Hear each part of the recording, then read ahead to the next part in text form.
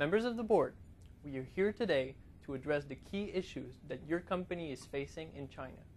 Considering your company's core skills, as well as the business environment in which you are playing in China, we have come up with approaches in segment selection and human resources management that will enable you to remain ahead of the competition for the upcoming years. With world-class management tools, as well as innovative products, you have set new standards for customer experience, delivery efficiency, and profitability return. However, in your introduction to China, you have identified issues with cross-cultural management and recruiting processes. Nonetheless, China is a considerable market, and we are here today to address it. In order for our recommendations to be successful, you need to take into account the power and interest your stakeholders have in your projects. Now, we've identified 3 possible economic outlooks. The first one is growth, and it's the most likely one, but you also have to take into account the possibility of stagnation or even a recession. In all 3 scenarios, the government remains a key player. However, if you're looking at growth, you'll be focusing your attention on your employees, as competition for skilled talent will be high. You'll also be focusing your attention on your customers, as this will be the right time for you to build your customer base. If you're looking at a stagnation or recession, your focus will be on your competitors, as the environment will be highly competitive. With a compound annual growth rate of 14%, the IT services industry in China offers strong potential for growth, as well as favorable market conditions, especially as the government pushes FDI to further develop the market to the west. While TCS has developed activities in various segments, we suggest that you focus on 3 main segments. The first one is BFSI, in other words, banking. The second one is telecoms, and the third one is healthcare. This will enable you to meet demand for domain-specific expertise and experience. If you look at the profitability of each segment, you will find that in banking, you have developed expertise with banks' core banking as your strongest intellectual property. It's also a growing segment as opportunities arise in the development of high security solutions for mobile banking. In the telecom sector, you also have strong expertise and experience, as you have managed to grow the sector to 2nd position in terms of profitability. It's also a booming sector, as the Chinese government is developing innovation in 3G technology. Now, if you take a look at healthcare, healthcare is a risk diversifier, as it's not directly linked to the economic cycle, and is part of the Chinese 5-year economic planning. It's also a sector you have expertise in, not in China, but overseas. But you'll be able to use the tools provided by the GNDM to capitalize on that experience and build true domain-specific expertise in China. Now, while selecting profitable segments is crucial, it's not enough to build a sustainable business plan. Indeed, your HR issues should be addressed in order to be successful on those 3 segments. That's why we established an objective of 20,000 employees at least to be achieved in the year 2022. According to the industry standards, this size of workforce will allow you to negotiate bigger scale deals. The idea with HR policy is really to integrate your employees through a global structure of the company. The first level of employees, the IT analysts, developers, and engineers, should be recruited through partnerships with universities. We also recommend co-op programs that will be beneficial for talent acquisition as well as retaining employees. The matter of employee retaining will be crucial in the next few years in China, as the country will suffer a labor shortage due to demographic trends.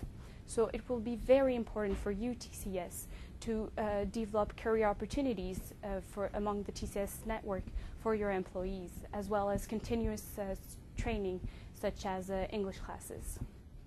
As for the second level of employees, the middle management, during recruitment, you should keep in mind that you will need employees with a knowledge of the Chinese culture, a language, as well of TCS's global culture. Currently, you have 12,000 Chinese employees working for TCS outside of China. This would be a great opportunity to recruit internally for your middle management in mainland China. That's why we recommend that you build an international mobility program that will allow transfers from offices to offices worldwide.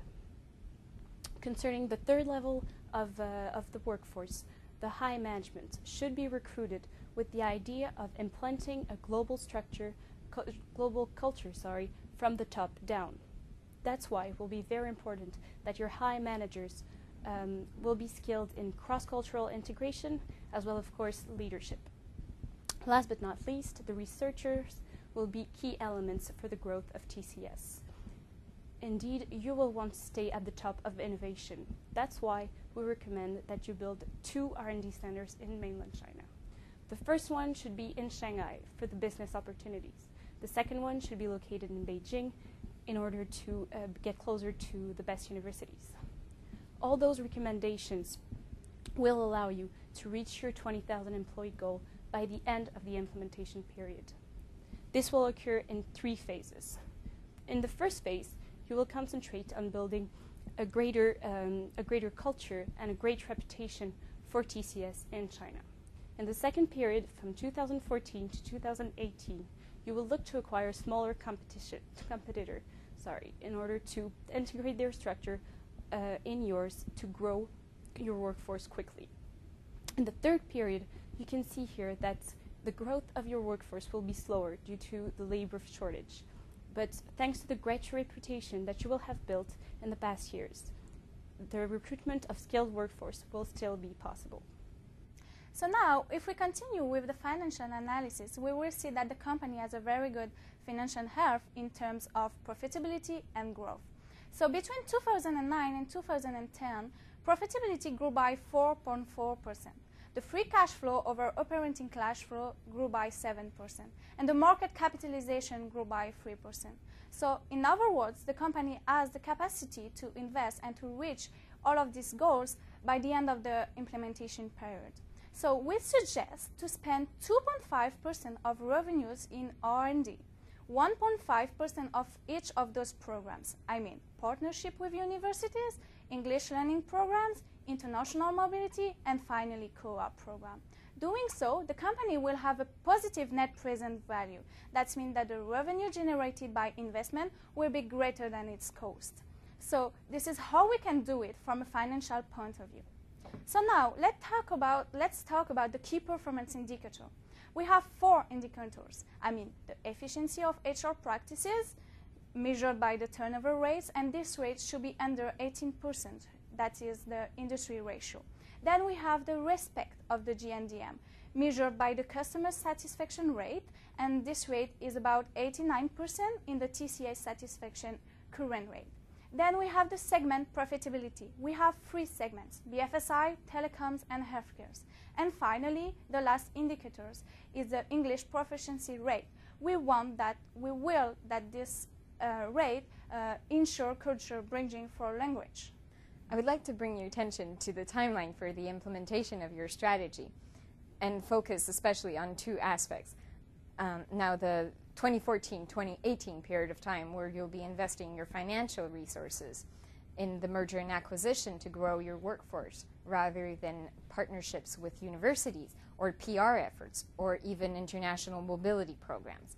I would also like to highlight the fact that the co-op program will be organized in the first semester of each running year throughout the duration of the implementation period.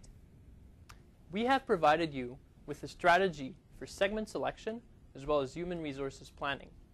Based on the operational, financial, and strategic feasibility of our plan, we are fully confident in the added benefits of following our recommendations. We look forward to working with you in the very near future, and we thank you for your attention.